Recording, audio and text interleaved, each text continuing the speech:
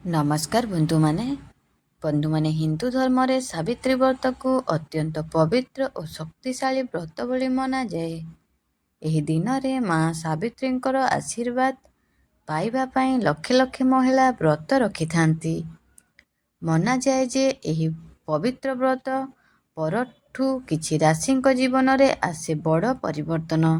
ଦୀର୍ଘ ଦିନ ଧରି ଚାଲୁଥିବା ଦୁଃଖ, ଟେନସନ୍, ଧନ ସମସ୍ୟା ଓ ପାରିବାରିକ କଷ୍ଟ ଧୀରେ ଧୀରେ ଦୂର ହେବାକୁ ଲାଗେ। ଜ୍ୟୋତିଷ ଅନୁସାରେ ଏହି ସାବିତ୍ରୀ ବ୍ରତ ପରଠାରୁ 5ଟି ଭାଗ୍ୟଶାଳୀ ରାଶି ଉପରେ ହେବାକୁ ଯାଉଛି ମା ସାବିତ୍ରୀଙ୍କ ବିଶେଷ କୃପା, ଯାହା ଫଳରେ ଏମାନଙ୍କର ଭାଗ୍ୟ ହଠାତ୍ ଚମକିଯିବ। ଅଟକିଥିବା କାମ ପୁଣି ଆରମ୍ଭ ହେବ, ଘରକୁ ଆସିବ ଧନ, ବ୍ୟବସାୟରେ ଲାଭ ବଢ଼ିବ ଓ ଚାକିରି କ୍ଷେତ୍ରରେ ମଧ୍ୟ ମିଳିପାରେ ବଡ଼ ସଫଳତା। କିଛି ଲୋକଙ୍କୁ ହଠାତ୍ ଧନ ଲାଭ ହେବାର ମଧ୍ୟ ଯୋଗ ରହିଅଛି। ଏହା ସହ ପ୍ରେମ ଜୀବନ ମଧ୍ୟ ଖୁସି ଆସିବ, ପରିବାରରେ ସୁଖ ଶାନ୍ତି ବଢ଼ିବ ଓ ମନରେ ଚାଲୁଥିବା ଚିନ୍ତା ଦୂର ହେବ। ଯେଉଁମାନେ ଦୀର୍ଘ ଦିନ ଧରି ସଫଳତା ପାଇଁ ଅପେକ୍ଷା କରୁଥିଲେ, ସେମାନଙ୍କ ପାଇଁ ଏହି ସମୟ ବହୁତ ଶୁଭ ହେବାକୁ ଯାଉଛି। ତେବେ ବନ୍ଧୁମାନେ ଭିଡ଼ିଓଟିକୁ ଶେଷ ପର୍ଯ୍ୟନ୍ତ ନିଶ୍ଚୟ ଦେଖନ୍ତୁ, କାରଣ ଆଜି ଆମେ କହିବାକୁ ଯାଉଛୁ ସେହି 5ଟି ରାଶି ବିଷୟରେ, ଯେଉଁମାନଙ୍କ ଜୀବନରେ ସାବିତ୍ରୀ ବ୍ରତ ପରଠାରୁ ସମ୍ପୂର୍ଣ୍ଣ ବଦଳି ଯିବ ଓ ଯେଉଁମାନେ କୋଟିପତି ହେବାର ରାସ୍ତା ଆଗକୁ ବଢ଼ିବେ। ଆପଣମାନେ ବି ଈଶ୍ୱରକୁ ମନରୁ ଭକ୍ତି କରନ୍ତି, ତେବେ ଭିଡ଼ିଓଟିକୁ ଲାଇକ୍ କରି କମେଣ୍ଟ ବକ୍ସରେ ଜୟ ମା ଲକ୍ଷ୍ମୀ, ଜୟ ଜଗନ୍ନାଥ ଅବଶ୍ୟ ଲେଖିଦିଅନ୍ତୁ। ପ୍ରଥମ ରାଶି ହେଉଛି ବୃଷ ରାଶି। ଏହି ରାଶିର ଲୋକଙ୍କ ପାଇଁ ଆସୁଛି ଖୁସିର ସମୟ। ଅଟକିଥିବା ଟଙ୍କା ଫେରି ମିଳିପାରେ। ବ୍ୟବସାୟରେ ଭଲ ଲାଭ ହେବ। ଯେଉଁମାନେ ଚାକିରି ଖୋଜୁଥିଲେ, ସେମାନଙ୍କୁ ନୂଆ ସୁଯୋଗ ମିଳିପାରେ। ଆପଣଙ୍କର ପରିବାରରେ ଖୁସିର ପରିବେଶ ରହିବ। ଆପଣଙ୍କୁ ହଠାତ୍ ଧନ ଲାଭ ହେବାର ଯୋଗ ମଧ୍ୟ ରହିଅଛି। ଶିକ୍ଷା କ୍ଷେତ୍ରରେ ଆପଣ ଉନ୍ନତି ପ୍ରଗତି କରିବେ। ଆପଣ କୌଣସି ଜାଗାକୁ ଭ୍ରମଣ କରିବାକୁ ଯାଇପାରନ୍ତି। ଦ୍ୱିତୀୟ ରାଶି ହେଉଛି ସିଂହ ରାଶି। ମା ସାବିତ୍ରୀଙ୍କ କୃପା ଆପଣଙ୍କର ଜୀବନରେ ବଡ଼ ସଫଳତା ଆସିବ। ଆପଣଙ୍କର ସମାଜରେ ମାନ ସମ୍ମାନ ବଢ଼ିବ। ଯେଉଁ କାମ ଆପଣ ଦୀର୍ଘ ଦିନ ଧରି କରିବାକୁ ଚାହୁଁଥିଲେ, ସେହି କାମ ଆପଣଙ୍କର ସଫଳ ହେବ। ଆପଣଙ୍କର ଘରେ ଧନ ଆଗମନ ବଢ଼ିବ ଓ ଆର୍ଥିକ ସମସ୍ୟା କମିବ। ଆପଣଙ୍କର ଡେଲି ଇନକମ୍ ଆପଣଙ୍କର ବୃଦ୍ଧି ହୋଇପାରେ। ଶିକ୍ଷା କ୍ଷେତ୍ରରେ ଉନ୍ନତି ପ୍ରଗତି କରିପାରନ୍ତି। ପ୍ରେମ ଜୀବନ ଆପଣଙ୍କର ମଧୁରତା ଭରିଯିବ। ଆପଣଙ୍କର ସ୍ୱାସ୍ଥ୍ୟରେ ମଧ୍ୟ ବହୁତ ଭଲ ଦେଖିବାକୁ ମିଳୁଛି।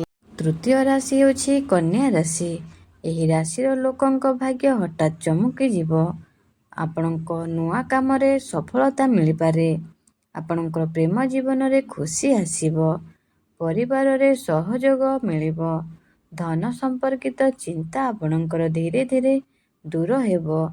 ଆପଣ ଯଦି ବେରୋଜଗାର ଅଛନ୍ତି, ତାହେଲେ ଆପଣଙ୍କୁ ନୂତନ ଚାକିରିର ମଧ୍ୟ ଅଫର ଆସିପାରେ, କିମ୍ବା ଆପଣ ପୂର୍ବରୁ ଚାକିରି କରୁଛନ୍ତି, ତାହେଲେ ଆପଣଙ୍କର ପ୍ରମୋସନର ଯୋଗ ରହିଅଛି। ସ୍ୱାସ୍ଥ୍ୟ ଆପଣଙ୍କର ଠିକ୍ ରହିବ। ଶିକ୍ଷା କ୍ଷେତ୍ରରେ ଆପଣ ଉନ୍ନତି ପ୍ରଗତି କରିପାରନ୍ତି। ଆପଣଙ୍କର ପରିବାରରେ ଖୁସିର ମାହୋଲ ଲାଗି ରହିବ।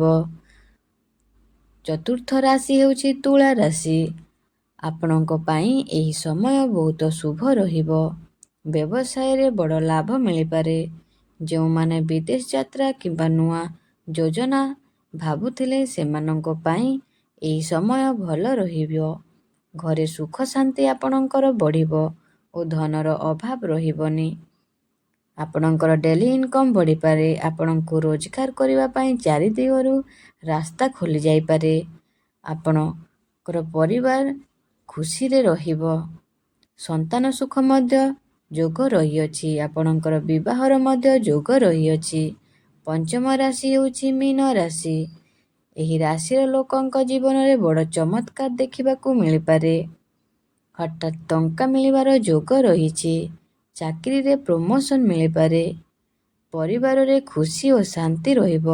ଆପଣଙ୍କର ପୁରୁଣା ସମସ୍ୟାରୁ ଆପଣଙ୍କୁ ମୁକ୍ତି ମିଳିଯିବ। ଏବଂ ଆପଣଙ୍କର କୌଣସି ବଡ଼ ମନସ୍କାମନା ମଧ୍ୟ ପୂରଣ ହୋଇପାରେ। ଚାକିରିରେ ଆପଣଙ୍କର ସହକର୍ମୀଙ୍କ ପାଖରୁ ଆପଣଙ୍କୁ ସମର୍ଥନ ମିଳିବ। ସମାଜରେ ମାନ ସମ୍ମାନ ବଢ଼ିବ କିମ୍ବା ଲୋକପ୍ରିୟତା ବଢ଼ିବ। ଆପଣଙ୍କର ଡେଲି ଇନକମ୍ ମଧ୍ୟ ବୃଦ୍ଧି ପାଇବ। ବନ୍ଧୁମାନେ, ଏହି 5ଟି ରାଶି ପାଇଁ ସାବିତ୍ରୀ ବ୍ରତ ପରଠାରୁ ସମୟ ବହୁତ ଶୁଭ ରହିବ। ଭଗବାନଙ୍କ ଉପରେ ଭରସା ରଖନ୍ତୁ ଓ ପରିଶ୍ରମ ଜାରି ରଖନ୍ତୁ। ଭଲ ସମୟ ନିଶ୍ଚିତ ଆସିବ। ଆପଣଙ୍କୁ ଭିଡ଼ିଓଟି ଭଲ ଲାଗିଥିଲେ ଲାଇକ୍ କରନ୍ତୁ, ସେୟାର କରନ୍ତୁ ଓ ଚ୍ୟାନେଲଟିକୁ ସବସ୍କ୍ରାଇବ୍ କରିବାକୁ ଭୁଲନ୍ତୁ ନାହିଁ। ଏବଂ ଆପଣଙ୍କର କେଉଁ ରାଶି କମେଣ୍ଟ ବକ୍ସରେ ଆପଣ ଆମକୁ ନିଶ୍ଚୟ ଜଣାନ୍ତୁ।